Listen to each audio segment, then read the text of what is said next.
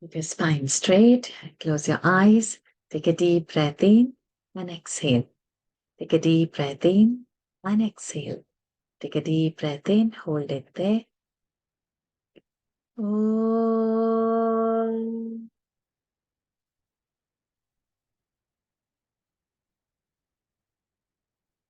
Om.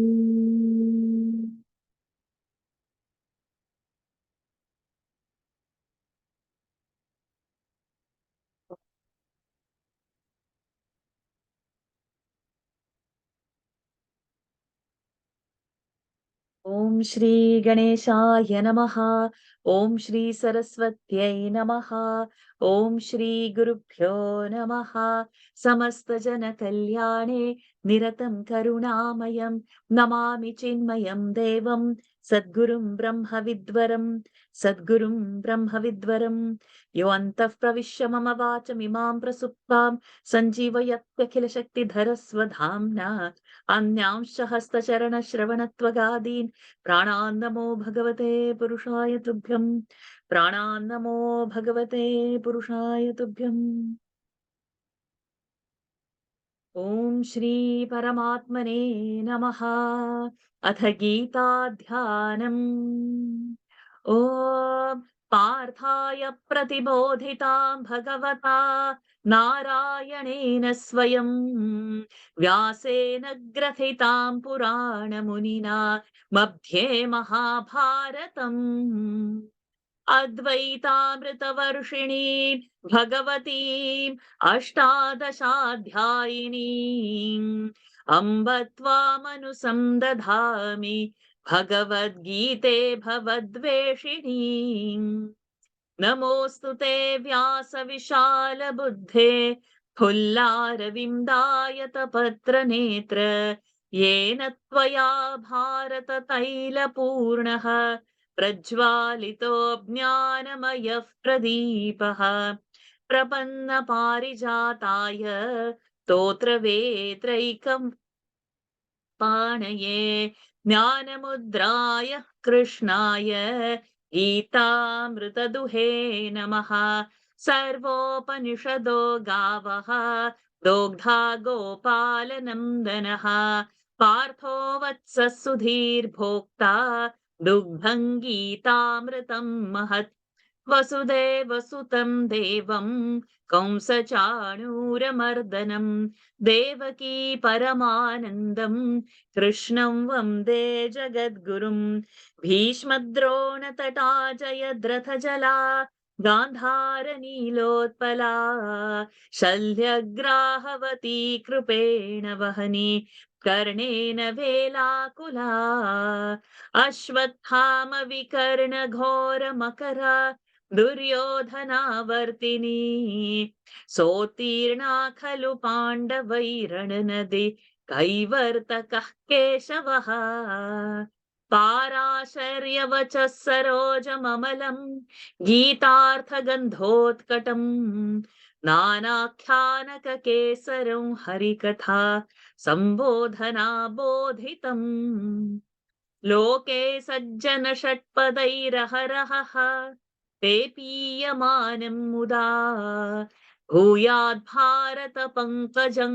कलिमलप्रध्वंसि न श्रेयसे मूकं करोति वाचालं पङ्गुं लङ्घयते गिरिं यत्कृपातमहं वन्दे परमानन्दमाधवम् यं ब्रह्मा वरुणेन्द्रभि यं ब्रह्मा वरुणेन्द्र यं ब्रह्मा वरुणेन्द्र रुद्रमरुतः रुद्रमरुतः यं ब्रह्मा स्तुन्वन्ति वरुणेन्द्र रुद्रमरुतः स्तुन्वन्ति दिव्यैस्तवैः वेदैः साङ्गपदक्रमोपनिषदैः गायन्ति यं सामगाः ध्यानावस्थिततद्गतेन मनसा पश्यन्ति यं योगिनः यस्यान्तन्न विदुःसुरासुरगणाः देवाय तस्मै नमः देवाय तस्मै नमः अथ द्वितीयोऽध्यायः साङ्ख्ययोगः। अर्जुन उवाच स्थितप्रज्ञस्य का भाषा समाधिस्थस्य केशव स्थितधीः किं प्रभाषेत किमासीत व्रजेत किम्. Pranams to the Lord. Pranams to all the Mahatmas in tonight's Gita session. We are at this beautiful juncture where Arjuna has asked a beautiful question, a series of questions that how does the person who has realized how he looks, how does he talk, how does he walk, what does he do, and how is he, how do we recognize? This is the point where we have come and stopped. We'll continue from this verse number 55. Apologies for the little lapse in the memory, but just carried away in the thoughts and the mind was not the moment and it just came. So apologies for that during the dhyanas. Okay. I don't see any kids. Can you, so all the adults can raise hands, those who want to volunteer.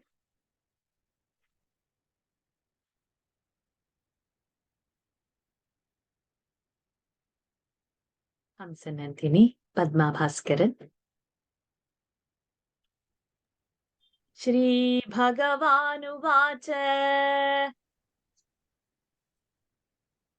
श्रीभगवानुवाच That g has to be g, it cannot be her. Her has to be her, it cannot be g. Huh? Not Bhagavan, Bhagavan. श्रीभगवानुवाच Bhaga. Say again. भगवानुवाच Correct. भग Mm. So wherever, in which text you're following? You're following Devanagari script or Tamil script? No, Devanagari script only, Guruji. So then the go has to be read as go. I've seen it in many audios. It's coming her. Remember, Okay. not Okay. ba. Okay, go ahead, Padma Bhaskaran.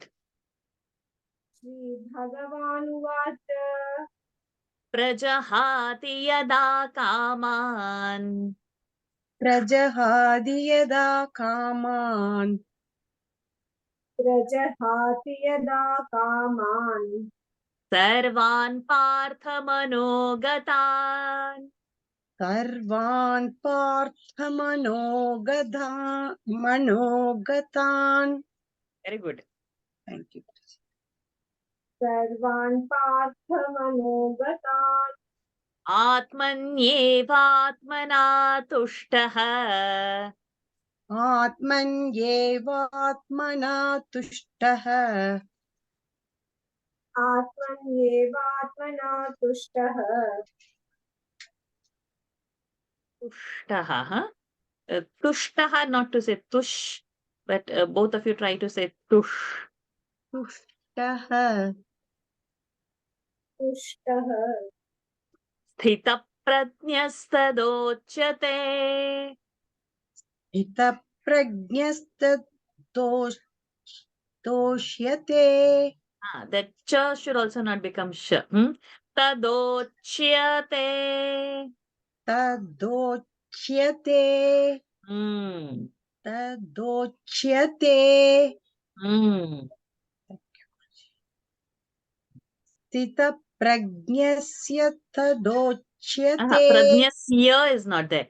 Sthitaprajnastadochyate. स्थितप्रज्ञस्तदोच्यते. Very good. स्थितप्रज्ञस्तदोच्यते श्रीभगवानुवाच प्रजहाति यदा कामान् सर्वान् पार्थमनोगतान्. श्रीभगवानुवाच Again. श्रीभगवानु No, not ba, ha. श्रीभगवानुवाच प्रजाहादि यदा कामान् सर्वान् पार्थमनोगतान्. श्रीभगवानुवाच प्रजहाति यदा कामान् सर्वान् पार्थमनोगतान् आत्मन्येवात्मना तुष्टः स्थितप्रज्ञस्तदोच्यते आत्मन्येवात्मना तुष्टः स्थित नो तुष्टः तुष्टः Hmm. आत्मन्येवात्मना तुष्टः स्थितप्रज्ञस्ततोच्यते. Sthi is Mahaprana missing. Okay. स्थितप्रज्ञस्तदोच्यते. Hmm. So is going, the tongue is going to say sh only. Just train the tongue to see ch as ch and say as ch. Okay, The Guruji. Padma. आत्मन्येवात्मना तुष्टः स्थितप्रज्ञस्तदोच्यते Hmm. Shri भगवानुवाच Huh?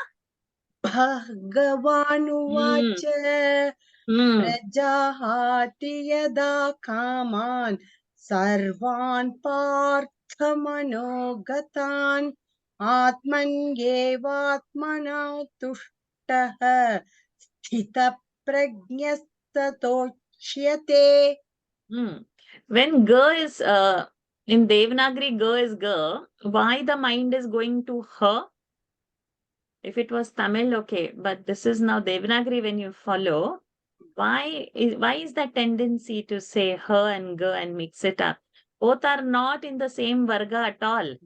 They're completely different. So when I remind you, you are able to say Ga, but on your own, you are saying her only. So this Okay. tendency should go. Okay. Okay, Guruji. Okay, Guruji. It will go. I will repeatedly say, I will not get tired. Then we will hammer it out from the system. It's an old habit. Sorry, Guruji. I'll try to definitely next time I'll ensure that. Yes. Yes. Did you chant the whole verse? Yes, I chanted. One more time I'll chant. No, that's fine. Padmaji? श्रीभगवानुवाच प्रजहाति यदा कामान् सर्वान् पार्थमनोगतान् आत्मन्येवात्मना तुष्टः स्थितप्रज्ञस्तदोच्यते. Very beautiful. Those who have capacity to memorize, please memorize all these Thita Pradnya shlokas. Those are very beautiful. They tell us a lot in depth. We will see one by one. And when we study that and when we try to understand the meaning, somewhere in our mind, some impression happens. And then we try to reach the goal, the process towards it. So now he says, Bhagwan, now Lord Krishna says, Prajahati, it is like our Pathati. Jaha is to drop. Prajahati, to drop. Yada, if, Kaman, like our Devan, plural. All the desires, Sarvan, along with that Kaman, Sarvan Kaman. And where are they? Manogatan. Where are all the desires? They are all mentally bound. If I have to go out of this room, it has to come in my mind first that I have to go. Then it will come in fraction of second. What is the way? I have to take the class. So that is there in the mind. Okay, then I have to put a reminder. So there is a goal. First, everything, all our actions first come in our mind. And then outward, we execute what is there in the mind. So Manogatan, whatever is the Manogatan, all the Kaman, Sarvan Kaman Manogatan, all the desires that have arise in the mind, Yada Prajahati, when they are dropped off, when they are cast off, and see that Sandhi over there, which we will pick up in our Sandhi class. Atmanyevatmana over there. Atmanye over there. Atmani. Eva Atmana. So Atmani is Ikara. A was ekara. E and A will join to form Y. This rule we will learn in Swara Sandhi. So Atmani, in the mind, in the self. Eva, only. Atmana, by the self. Tushtaha. So right now we need our family members, we need our house and we need our gadgets. We need our things and our experiences to fulfill us and make us happy, including the food, including whatever. On our own, we are not happy. So, who I just in one of the satsangs, I said, I just went out to the window to see people out and come once. Because to live alone was not so possible and need people around.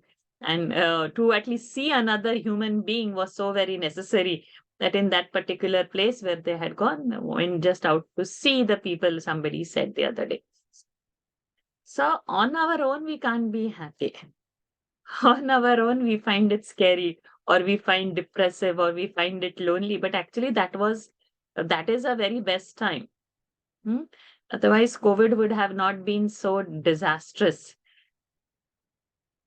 that you can't go anywhere, you can't socialize, you have to be in the house. So that was one point of disaster. And then with your own spouses, you couldn't deal with each other. That was disastrous. And then everybody is stepping on everybody's toe. That was disastrous.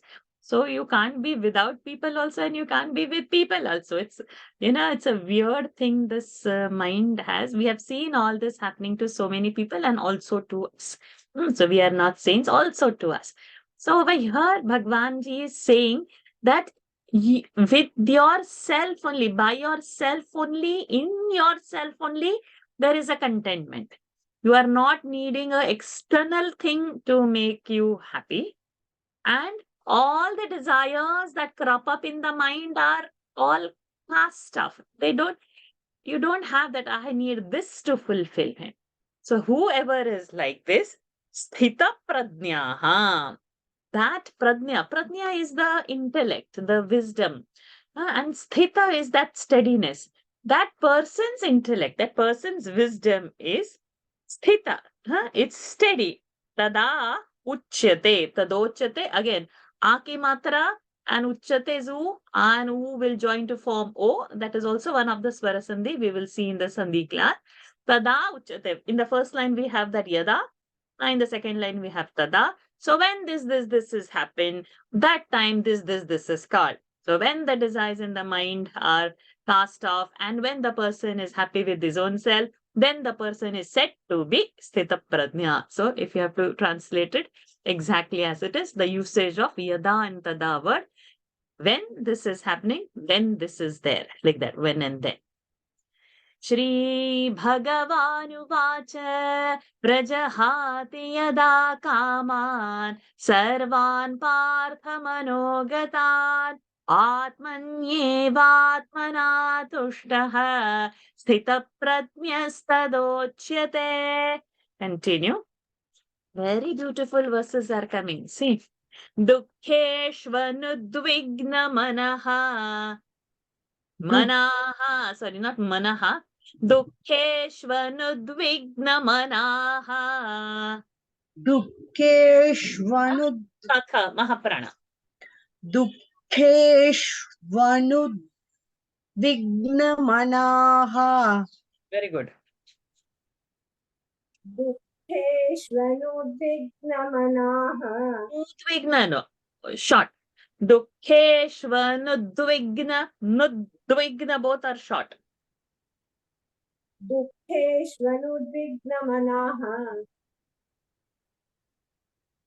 Dukkeshu vigataspruhaha. Sukheshu vigataspruhah. दुःखेषु विगतस्पृहः Vitaragabhayakrodhaha. Vitaragabhayakrodhaga. Say again, say again. Vitaragabhayakrodhaha. Tha Mahaprana was missing first. वीतरागभयक्रोधः स्थितधीर्मुनिरुच्यते. स्थितधीर्मुनिरुच्यते. Mu is short, ni is short. स्थितधीर्मुनिरुच्यते. मुनिरुच्यते.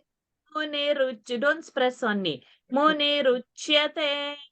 मुनिरुच्यते. मुनिरुच्यते. स्थितधीर्मुनिरुच्यते Dukkheshvanudvignamanaha. Manaha, it should happen, no, not manaha. Dukkheshvanudvignamanaha. Sukheshu vigataspruhaha. दुःखेशवनु Dukkheshva. दुःखेष्व correct Guruji दुःखेष्वनुद्विग्नमनाः सुखेषु विगतस्पृहः. Very good. दुःखेष्वनुद्विग्नमनाः सुखेषु विगतस्पृहः वीतरागभयक्रोधः स्थितधीर्मुनिरुच्यते. वीतरागभयक्रोधः महाप्राण. वीतरागभयक्रोधः ध महाप्राण. वीतरागभयक्रोधः स्थितधीर्मुनिरुच्यते. स्थितधीर्मुनिरुच्यते.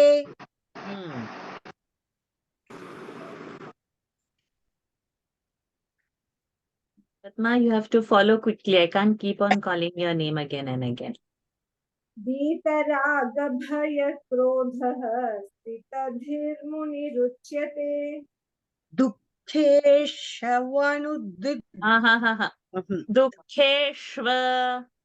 दुःखेष्वनुद्विग्नमनाः सुखेषु विगतस्पृहः वीतरागभयक्रोध.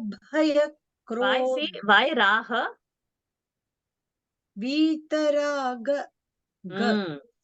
For all your go and hers, I'm going to start taking $10 now. वीतरागभयक्रोधाघ स्थितधीर्मुनिरुच्यते. दुःखेष्वनुद्विग्नमनाः सुखेषु विगतस्पृहः वीतरागभयक्रोधः स्थितधीर्मुनिरुच्यते Stitadhir, no? Stitadhir. Dirgha. स्थितधीर्मुनिरुच्यते So, Dukkheshvanudvi, over there the sandhi is there. Dukkheshu anudvigna. So that ukara and akara, there is a sandhi happening and a vakara comes over there. We will learn that. Dukkheshva nudvi. So, Dukkheshu anudvigna manaha. Dukkheshu. This is Saptami Vibhakti. I'll be sharing now from Chaturthi onwards all the Vibhaktis as reference cards. And while learning, we are learning Saptami and all. In past also we learned, okay, this is Chaturthi, this is Panchami. So we'll be sharing cards directly, and so that by the end of this chapter, we have all our reference cards and all our words together. So Dukkheshu, Saptami. Saptami means it shows location or in. So Dukkheshu, in Dukkha, in the sorrows, Anudvigna Manaha. Mind has not become tampered. Mind has not shaken. Mind is not saddened in the sorrows. And Sukheshu, in the Sukha, Vigata Spruhaha. It is not going after all the pleasures also. Not keeping on hankering behind the pleasures. So not getting despondent in the adverse situation. Not getting excited in the happy moments. Vita. Vita means left. having left what? Raga. Raga means desire or attachment. Bhaya. Bhaya is fear. Krodha, anger. We have all these three very nicely. We have our desires, we have our attachments, we have our fears, we have our anger. All this we have. In a nice situation, we'll say we are very nice and control. Only in adverse situation, everything will come out. Our anger will come out, our fear will come out. We will have all that.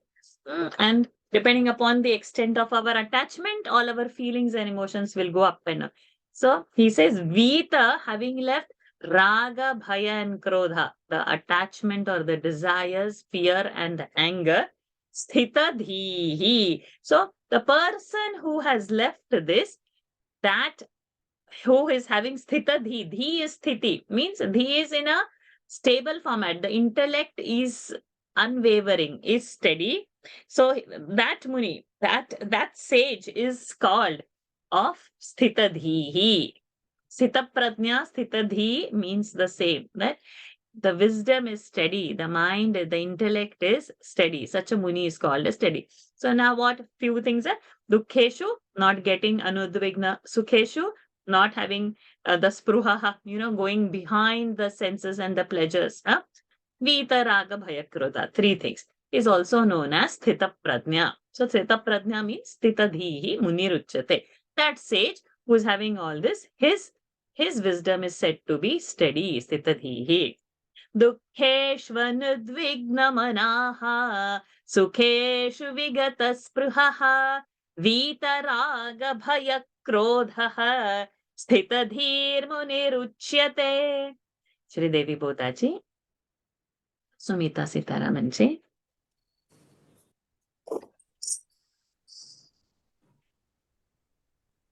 Yes, sir. Yes, sir. No, I'm getting a back sound. Yes, sarvatranabhisnehaha.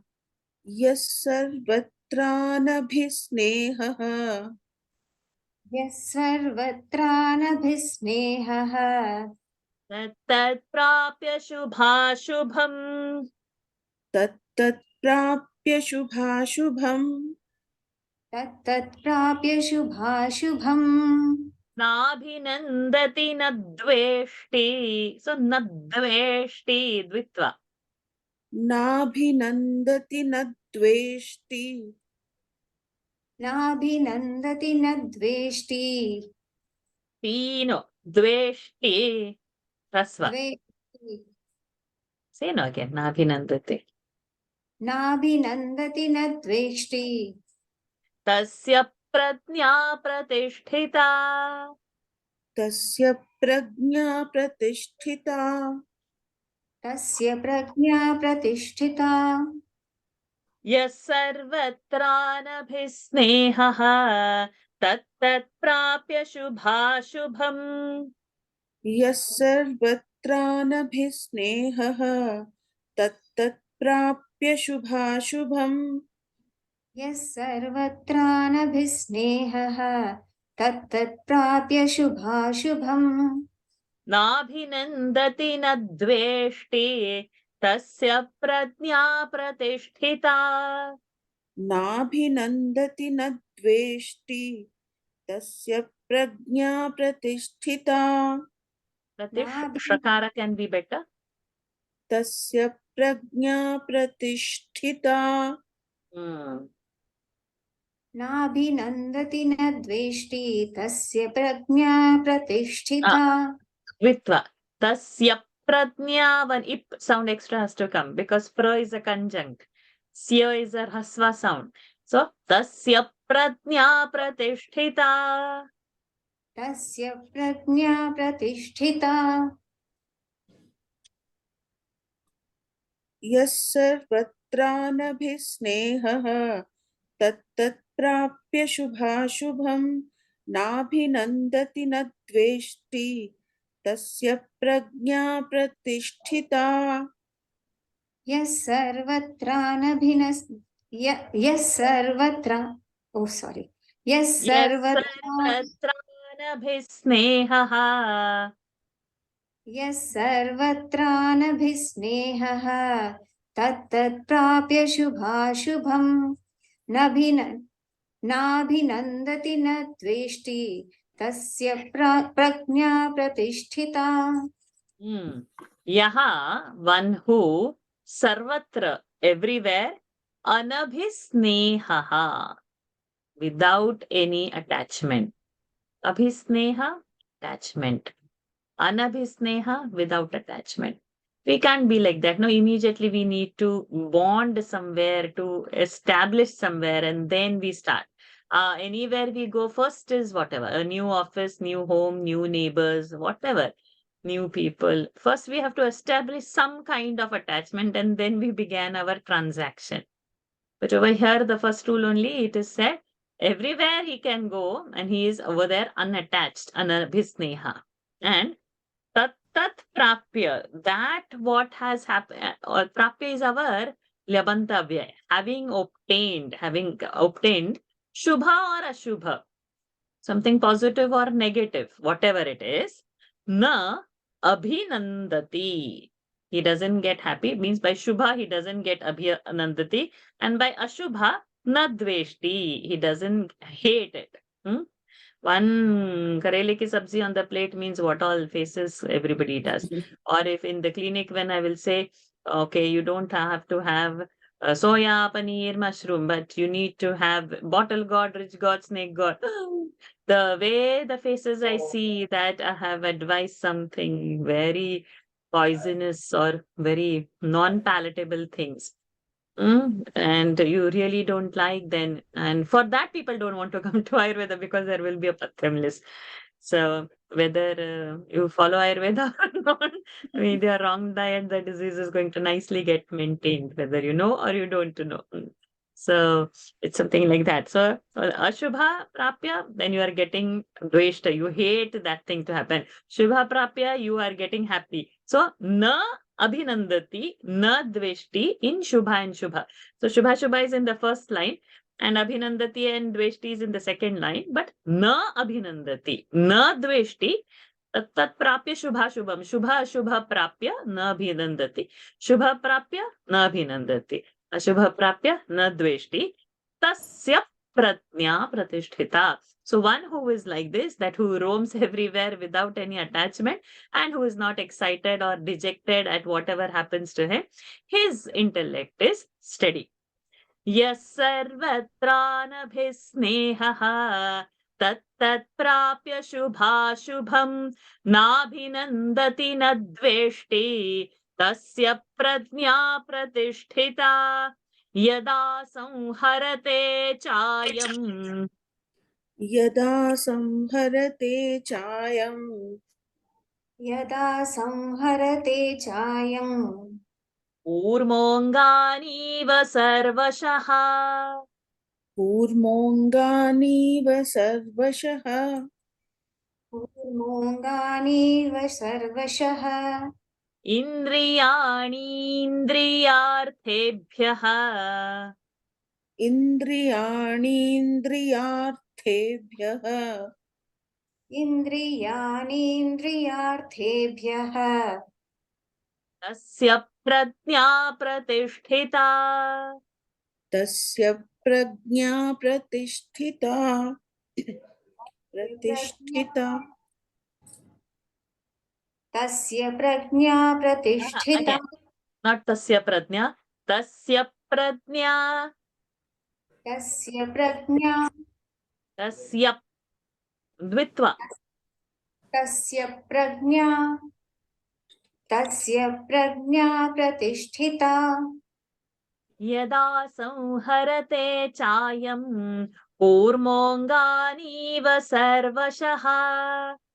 यदा संहरते चायं कूर्मोऽङ्गानीव सर्वशः यदा संहरते चायं कूर्मोऽङ्गानीव सर्वशः इन्द्रियाणीन्द्रियार्थेभ्यः तस्य प्रज्ञा प्रतिष्ठिता.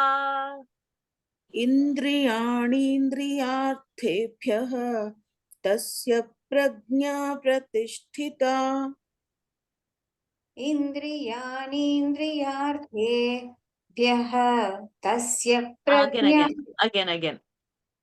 इन्द्रियाणीन्द्रियार्थेभ्यः तस्य प्रज्ञा प्रतिष्ठिता यदा संहरते चायं कूर्मोऽङ्गानीव सर्वशः इन्द्रियाणीन्द्रियार्थेभ्यः तस्य प्रज्ञा प्रतिष्ठिता यदा संहरते चायं कूर्मोऽङ्गानि Chayam, huh?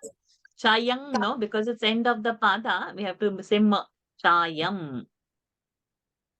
यदा संहरते चायं कूर्मोऽङ्गानीव सर्वशः इन्द्रियाणीन्द्रियार्थेभ्यः तस्य प्रज्ञा प्रतिष्ठिता So again, we have got this word yada. So when samharate, samhara is to withdraw. So like our vandate dhatu, samhara, to withdraw. Cha ayam. Ayam is this yogi, means this person who is having this sthita prajna. What he does, kurmaha angan iva sarvashaha. Urmaha angani संहरते sarvashaha means like how angani, the body parts like our phalani, संहरते. Kurmaha, tortoise. How tortoise withdraws all its angani, all its limbs, sarvashaha, from all sides. Likewise, tada ayam is this yogi.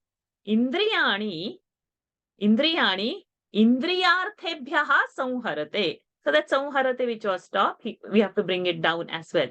Indriyani, like our phalani, all the sense organs. Indriyarthebhyaha. Indriyarthebhyaha means indriyarthaha is sense objects. Eye, chakshuhu is the eye. Chakshu is the indriya. And the indriyartha is the rupa, forms and shapes. Karanaha. Karana is the indriya. And the shabda is the indriyarthaha. Tongue, jivha, is the indriya. And the indriyartha is the rasa, for the taste. Karmendriya is the speech, but in the sense organs state. Kvacha, the skin. The indriyartha is the touch. Sparsha. Okay. Nasa, Ghrana. Ghrana indriya. Ghrana is the indriya, the nose, the indriya. The indriyarthaha for that is the smell, gandhaha. So, rupa, rasa, gandha, sparsha, these are shabda, these are the indriyarthaha for the indriyas. Okay, so this order we should remember. Either we should remember Prithvi, Aap, Tej, Vayu, Akash. From the gross to the subtle. Prithvi, the earth, the grossest, and Akash, the subtlest. Okay? Prithvi, Aap, Tej, Vayu, Akash. If we are saying Akash, Vayu, Tej, Jala, Mahbut, and this Prithvi, either in subtle to the gross or gross to the subtle, same order we should know. Then Shabda, Sparsha, Rupa, Rasa, Gandha. Shabda is the Akashas, Gandha is the Prithvis. From the subtle to the gross, we will have to know which are the Indriyas, which are the Indriyarthaha, and which are the Panchamahabhutas associated to it. This would be the basic thing, step 2 for Vedanta. Teja is Agni. Is it correct? Correct. Teja is Agni. Aap is Jala. Okay. So these 5 things, why we have to know? Because only through these sense organs we relate to the outside world. There is no other organ that brings us the information and the inputs are given to us. So whatever we understand the world is through our sense organs. There is nothing more than 5. Hence, the Mahabhutas are only 5 basic elements. So we will have to know what is a Mahabhut, what is a Panchatanmatra, because from there onwards only all these gross things are happening. So Indriyani, Indriya is something that is gross, Indriyarthaha is something that is subtle. The Vishaya of the Indriya is Indriyarthaha.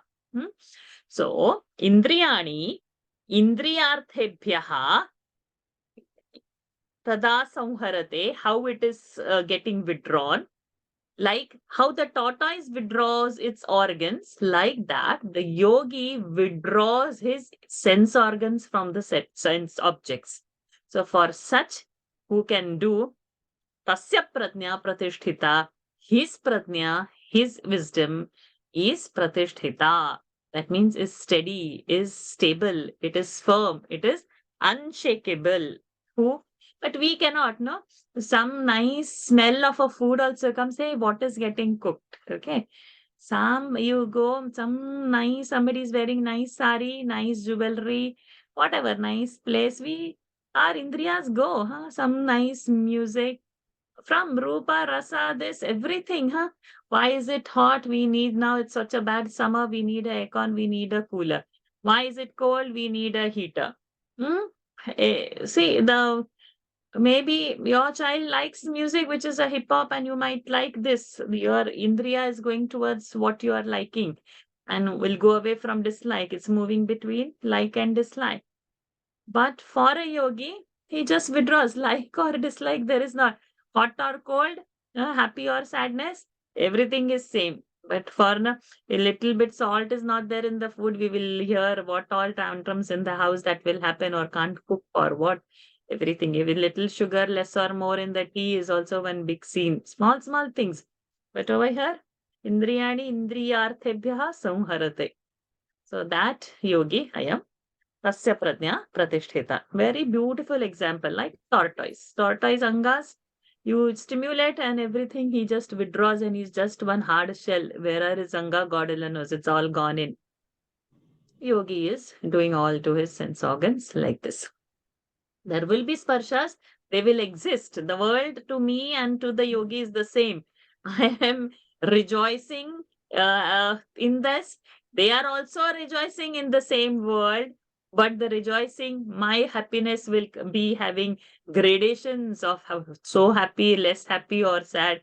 He is always in the state of happiness, irrespective of the objects, and mine will be dependent on the objects. So, this we will have to know.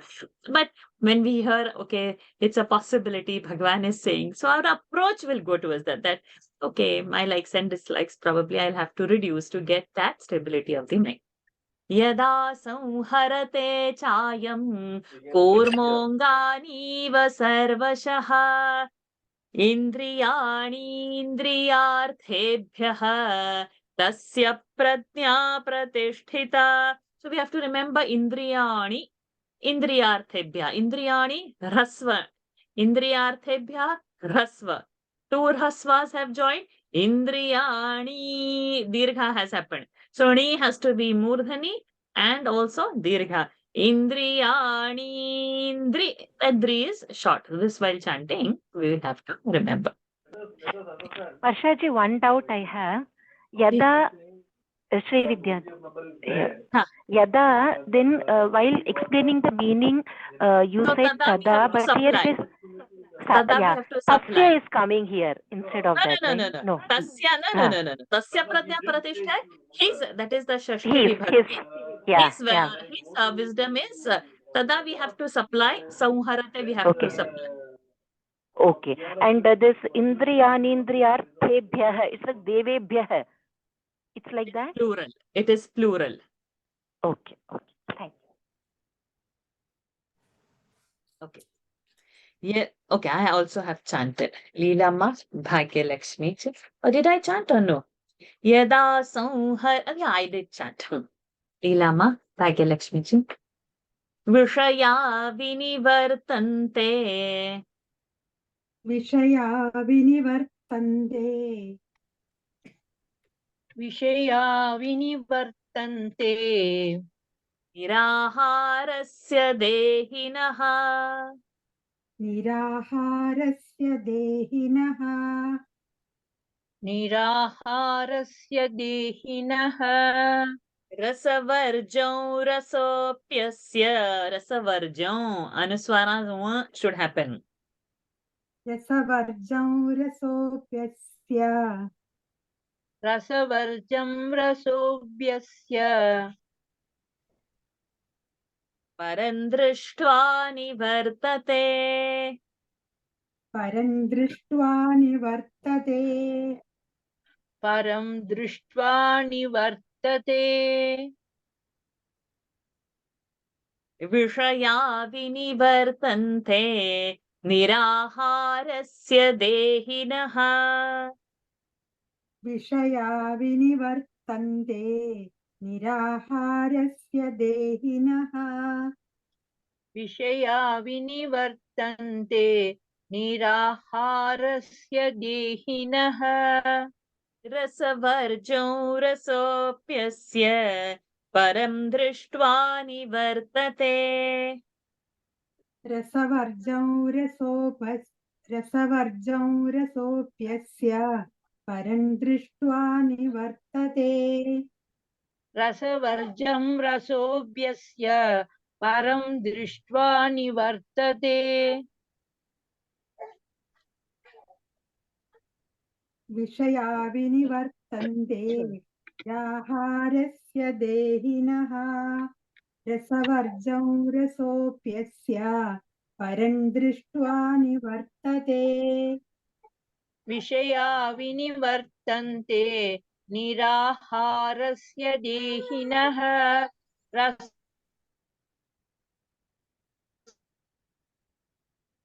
रसवर्जं रसोऽप्यस्य परं दृष्ट्वा I think her internet is not. So, Vishaya over there, Vishaya is like the object of the senses. What is the Vishaya? Like Chakshus Vishaya is the Rupam we just saw, Indriyartha. Vishaya. What is the object of the senses? Vinivartante. They turn away. They go away. Niraharasya. One of from whom? Niraharasya means one who is not consuming it, one who is abstaining from that. The Vishayas go away. Dehinaha of the man. We'll see together. I'll just give us word by word meaning. Rasavarjam. Varja means not there. Rasavarjam means it is the taste for it is gone. The longing has disappeared. Rasaha api asya. But the longing also, we will see again how. Param, that is the supreme. Drushtva. So this is our tvantavya, having seen drushtva, having seen param, having seen the supreme. Nivartate, turns away. What have we to understand? That our senses, like, okay, I like jalebi, I like laddu, I like this, I like that, everything fine. Good food, lot of food I want to eat, everything fine. One fever comes, what happens? 10 laddus are there, so many, everything is your favorite, and you are suffering from fever. You don't want to eat that. You say, give me something nice and hot, some hot rasam or something hot, some kanji. So even you have a liking and enjoying food and you're a foodie person and it's all your favorite food out in front. But once the body is sick, I just gave a fever example.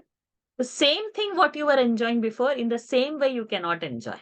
You withdraw from that. You withdraw from that. Is that making you don't have a longing for it anymore? No, that moment you don't have. Once the fever is going, you would like to have. Who's going to have when you are normal, the kanji? Everybody will, means the house will, the roof will fall down if you just serve kanji every day just because the Ayurveda doctor said it is a healthy thing to eat. Kanji and pyre, the green gram. Nobody. You will have to give them something yummy only. Yummy thing is not accepted when the body is sick, but it is a tentative rasavarjam. It is not a permanent. Only in that situation. But for this Thitadhi person, when he sees the Lord, nothing else is tempting him. Param drishtva nivartate. It is not a temporary phase. Once these Thita Prajna people, they have enjoyed the highest truth, the world is very insipid for them. They don't have the same taste. They have developed the aversion. Not the aversion that we have when we are not well. Our liking is going to come back. We are going to bounce back. But for them, it is not like that. For them, they are permanently reveling in that ultimate truth, in the happiness of that. They are enjoying the rasa of the Param. Vishaya vinivartante niraharasya dehinaha rasavarjo rasopyasya parandrishtva nivartate yatato hyapi kaunteya. Ilama. Unmute Leelama. Yatato you said? I Yes. was not having connection. Yatato hya Yatato hyapi kaunteya. Yatato hyapi kaunteya Yatato yapi kaunteya Purushasya vipaschitaha. Purushasya vipaschitaha Purushasya vipachitaha Shashya no. Purushasya. Purushasya No, vipachitaha not shashya. Sya it is. Purushasya. Sya. Purushasya No. Not shash. Purushasya Not Sash. purushash. Shas. Sas Purushasya Shas. Sha First sa. Purushasha is there. Sya Ah. is sa. Sya Okay. is not shya. Okay. Purushasya vipachitaha Purusha. Purusha Sya. Sya No, Purushasya not shya. Sya. Sya Sya Sya. Sa. Singapore, snake, sa. Sakara. Not shakara. Okay. Purusha. Purushasya Purushasya. Purushasya Purushasya Hold on to this. Purushasya No. Purusha Purushasya Purushasya Purushasya Practice it. Purushasya vipachitaha Paschitaha. Vipachitaha Not pachi. Sha is there. Pash. Pash half sha you have to say. And then chitaha. Pash. Chitaha. Vipachitaha Not pach. Sha is there, right? Half sha. Okay. Pash. Vipachitaha Pash. Chitaha. Pachitaha No, not pach. Pash. Pachitaha Chitaha. Chitaha Purushasya vipachitaha No. Purushasya vipashitaha Indriyani pramathini. Indriyani pramathini Ni short. Indriyani pramathini Indriyani pramadini Not dini. Teeni. Third.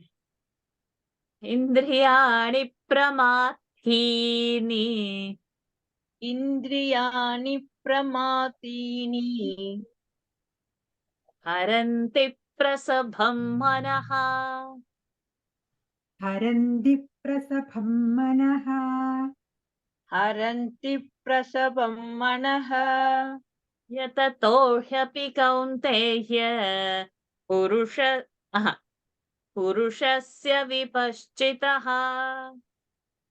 Yatato hyapi kaunteya Purushasya vipaschitaha Yatato yapi kaunteya Purushasya vipachitaha Why vipachita is happening? Read the sha, no? Vipaschitaha. Vipachitaha Indriyani pramathini haranti prasabham manaha. इन्द्रियाणि प्रमाथीनि हरन्ति प्रसभं मनः इन्द्रियाणि प्रमादीनि हरन्ति Pramathini. इन्द्रियाणि प्रमादीनि हरन्ति प्रसभं मनः. Go ahead, full verse. यततो ह्यपि कौन्तेय पुरुषस्य विपश्चितः इन्द्रियाणि प्रमाथीनि हरन्ति प्रसभं मनः यततो ह्यपि कौन्तेय पुरुषस्य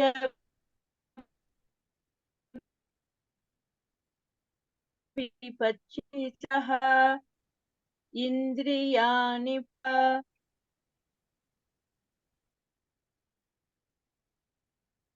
Okay, her internet is not okay. So yatataha. Yatataha means the people who are striving. These yogis, these munis who are striving.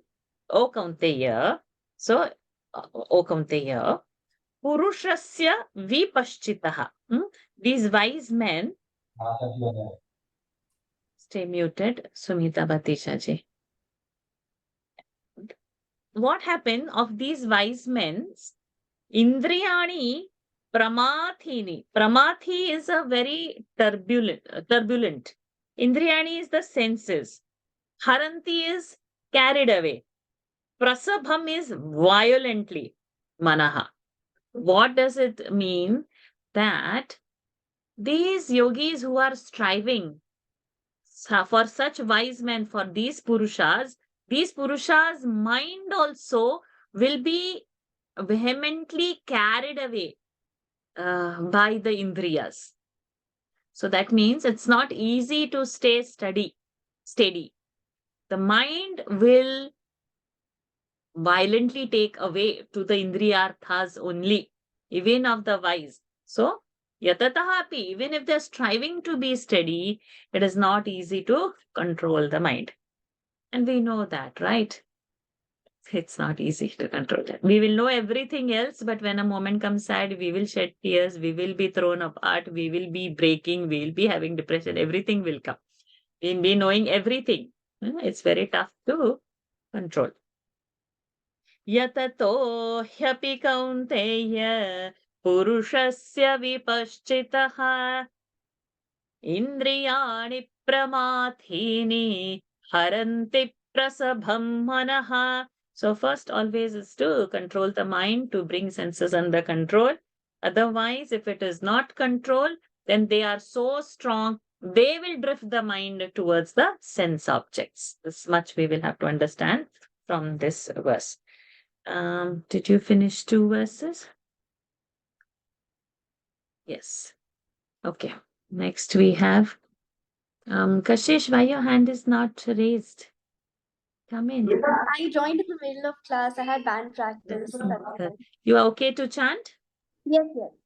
Okay. So you come and Vidya Lakshmi and Sumita ji, I will take you in the next after Kashish finishes. Tani sarvani sanyamya. Tani sarvani sanyamya. Yukta asita matparaha. Yukta asita matparaha. Vashe hi yasyendriyani. Vashe hi yasyendriyani. Tasya pradnya pratisthita. Tasya prajna pratisthita. Tani sarvani sanyamya. Yukta asita matparaha. Tani sarvani sanyamya. Yukta asita matparaha.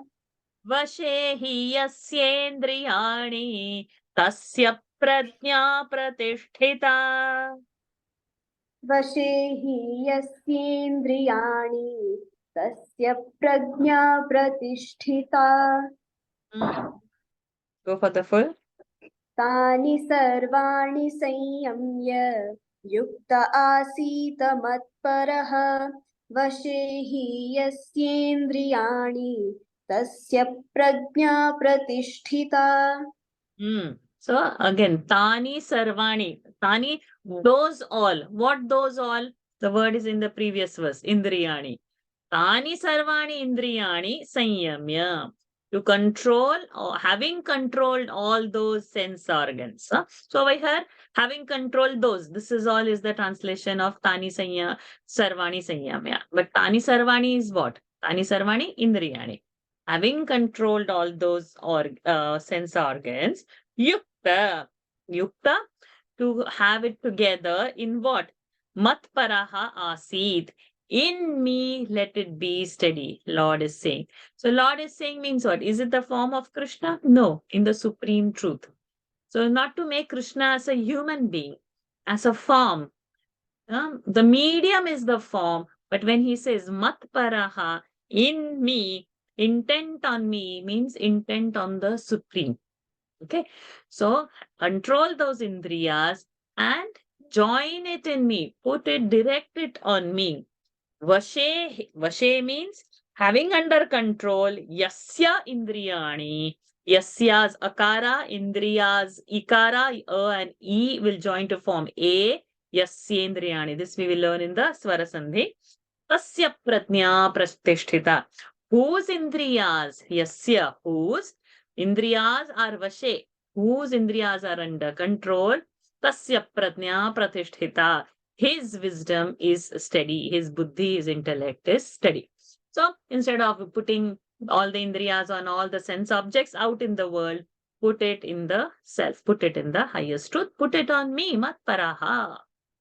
Tani sarvani sanyamya yukta asita matparaha vashe hi yasyendriyani tasya pratnya pratisthita. Most famous verses are coming. Verse number 62, 63. Those who have not memorized it so far, 62, 63 is compulsory to memorize. It's a ladder of fall. You'll see 7 stages. How the mind or how a human being slips into sorrow and gets dejected and ruins one's life. Dhyayato vishayan pumsaha. ध्यायतो विषयान् पुंसः Sangasteshupajayate. सङ्गस्ते Teshu.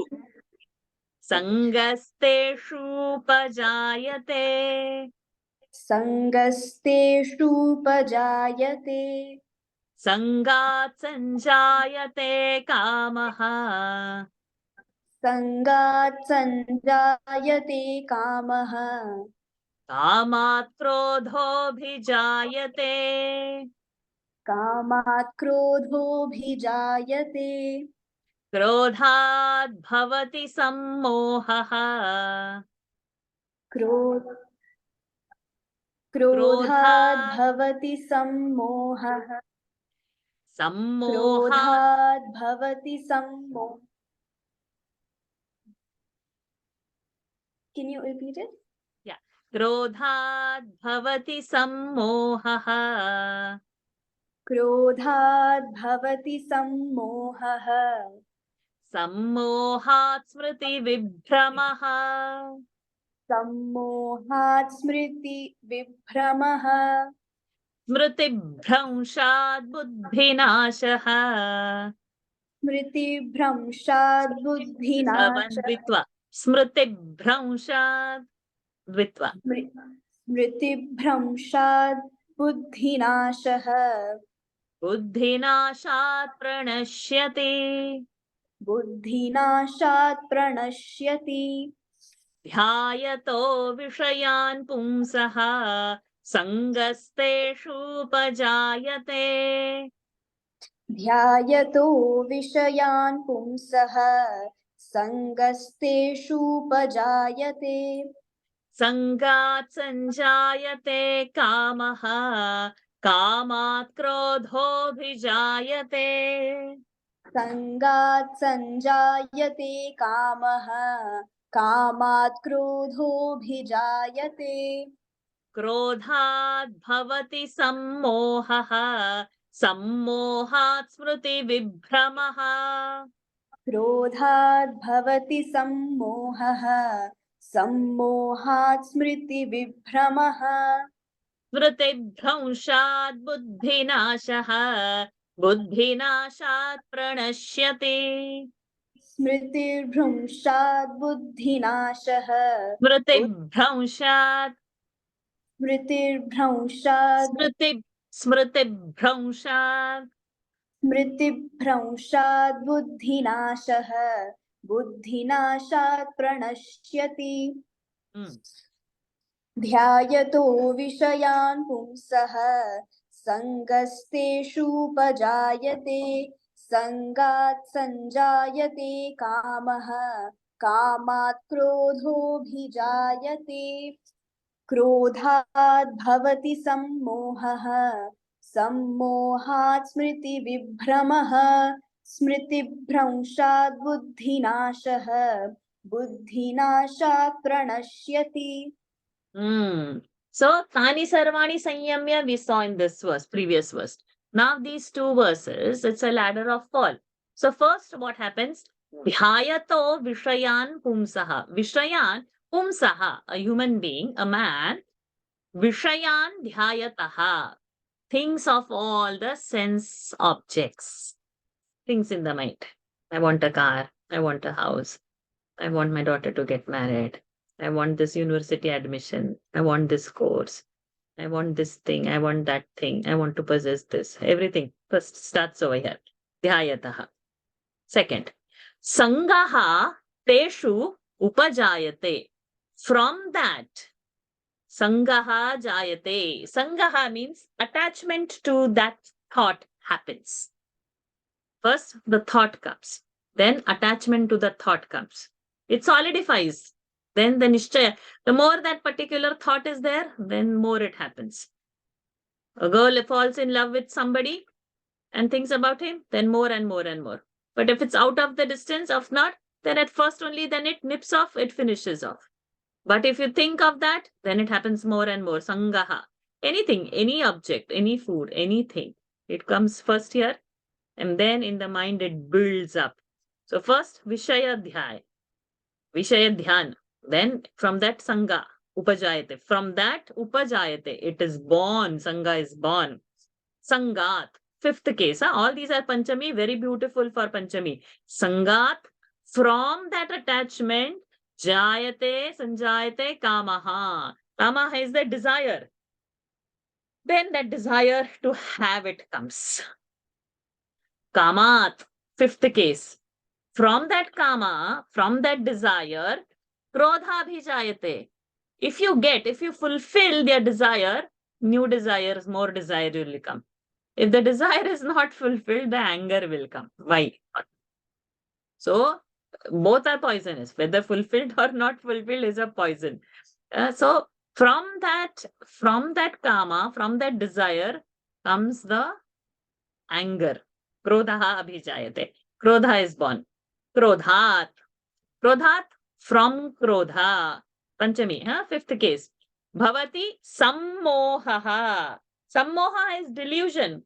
When you are angry, you don't know what you're speaking, to whom you are speaking, whether it's your parents or your guru, who elder. You don't respect when you are angry. Anything can spurt out. Any abuse, anything, whatever you can smash. God alone knows, even TV and mobiles I've seen people throwing in anger. So, delusion when in anger.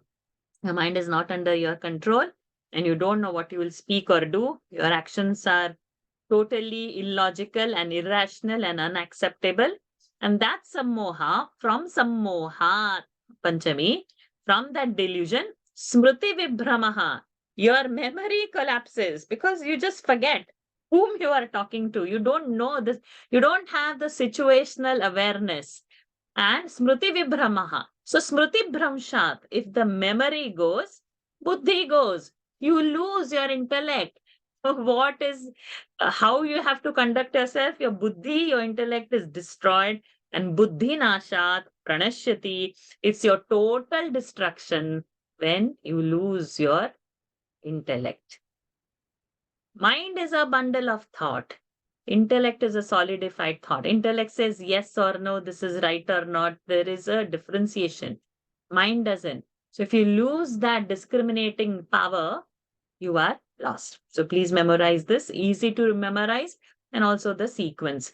Dhyayato vishayan pumsaha sangasteshu pajayate sangat sanjayate kamaha कामात् क्रोधोऽभिजायते क्रोधात् भवति सम्मोहः सम्मोहात् स्मृतिविभ्रमः स्मृतिभ्रंशात् बुद्धिनाशः बुद्धिनाशात् प्रणश्यति. We will have Shri Vidya Lakshmi ji and Sumita Batisha ji. We'll do one more because your hands were raised. Ragadvesha viyuktaistu रागद्वेषवियुक्तैस्तु रागद्वेषवियुक्तैस्तु रागद्वेषवियुक्तैस्तु रागद्वेषवियुक्तैषु युक्तैस्तु my dear. रागद्वेषवियुक्तैस्तु विषयानिन्द्रियैश्चरन् विषयानिन्द्रियैश्चरन् विषयानि इन्द्रियैश्चरन् विषयानिन्द्रियैश्चरन् विषयानि इन्द्रियैश्चरन् विषयानि indriya not to do like that. विषयानिन्द्रियैश्चरन् विषयानिन्द्रियैश्चरन् आत्मवश्यैर्विधेयात्मा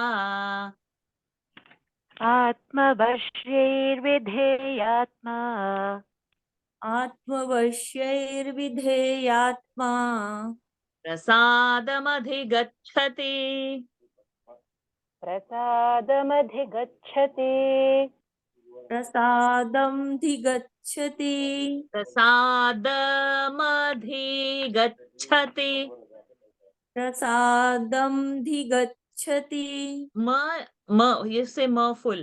प्रसादमधि प्रसादमधिगच्छति. Correct. रागद्वेषवियुक्तैस्तु विषयानिन्द्रियैश्चरन् रागद्वेषवियुक्तैस्तु विषयानिन्द्रियैश्चरन् Tu is dirgha going tendency is there, huh? Just work on it. रागद्वेषवियुक्तैस्तु विषयानिन्द्रियैश्चरन् आत्मवश्यैर्विधेयात्मा प्रसादमधिगच्छति आत्मवश्यैर्विधेयात्मा प्रसादमधिगच्छति गच्छति cut it short. प्रसादमधिगच्छति आत्मवश्यैर्विधेयात्मा प्रसादमधिगच्छति. You say more full. प्रसादमधिगच्छति प्रसादमधिगच्छति. Correct. रागद्वेषवियुक्तैस्तु विषयानिन्द्रियैश्चरन् आत्मवश्यैर्विधेयात्मा प्रसादमधिगच्छति रागद्वेषवियुक्तैस्तु विषयानिन्द्रियैश्चरन् आत्मवश्यार्विधेयात्मा प्रसादमधिगच्छति. We do this as a last verse. Raga, dvesha. Raga, like. Dvesha, dislike. Viyukta, free. So those who are free from likes and dislikes, or attraction or repulsion, or hatred or liking. Rag and dvesha. So rag means in Marathi, it's not the anger. Okay. different, like, so rag in Sanskrit is attachment, desire, liking. That's it. So raga. Dvesha is hatred, dislike, aversion, repulsion.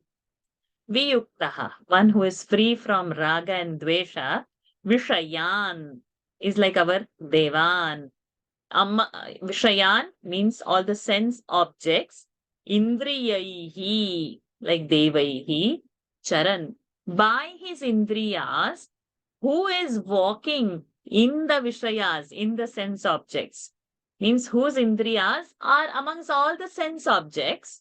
Everything is there in the world, but this person is without any raga, dvesha, like or dislike. Things are there. Situation of the world is same, but the mind to see that is free of like and dislike. But he is roaming. He is roaming in the sense objects. He is roaming in all the Vishayas. Vishayan indriyaihi charan. His sense organs are freely going into all the sense objects. Still, he doesn't have raga and dvesha. And what he has is atmavashyaihi. He is, his self is under his control. Atmavashya. Under his own control he is. Vidheyatma, he is so self-controlled. Prasadam, peace, happiness, calmness, contentment. Adhigachati, this person goes towards that ultimate peace and happiness. You can be amidst all kinds of attractions and not get attracted to it. You can be amidst all kinds of repulsion and not have hatred to it.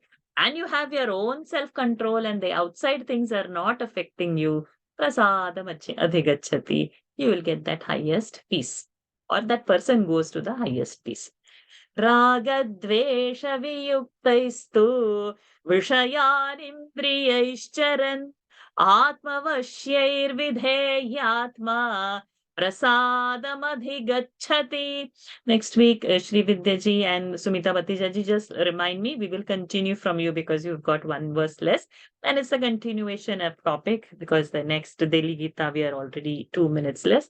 Beautiful, beautiful verses. There's so much to contemplate on these. These are one of my favorite verses. And it is happening right in the second chapter of Gita. The whole crux of Adhyatma, the whole crux of Vedanta is coming in this chapter. So those who have capacity, memorize. Those who don't have capacity, memorize at least the Dhyayato and the Krodhat Bhavati, that sequence. Any questions on pronunciations anyway? Okay, let's end the session and join the Daily Gita. Keep your spine straight. Close your eyes. Take a deep breath in. Exhale. Take a deep breath in and exhale. Take a deep breath in. Hold it there. Om. Purnamadav Purnamidam Purnat Purnamudachyate Purnasya Purnamadaya Purnamevavashishyate Om Shanti Shanti Shanti Harihi Om Shri Gurubhyo Namaha Harihi Om Shri Krishna Arpanamastu. Hari Om everyone. Thank you for joining. Next week we are completing this chapter, so we will have Parayan immediately because only few verses are remaining. We don't need the full class. So please revise the whole chapter and come so that you are able to chant. And a newer volunteer should come so that I can hear you chant to practice and come. Okay. Hari Om. See you all. Hari Om Bachadi. Ram Hari Ram. Om. Dhanyavad. Ram Ram Ram. Hari Om. Hari Om. Hari Om. Hari Om Ji Amma. Hari Om. Hari Om. Hari Om, my Hari dear Om. child. Hari Om, dear. Hari Om, Padma.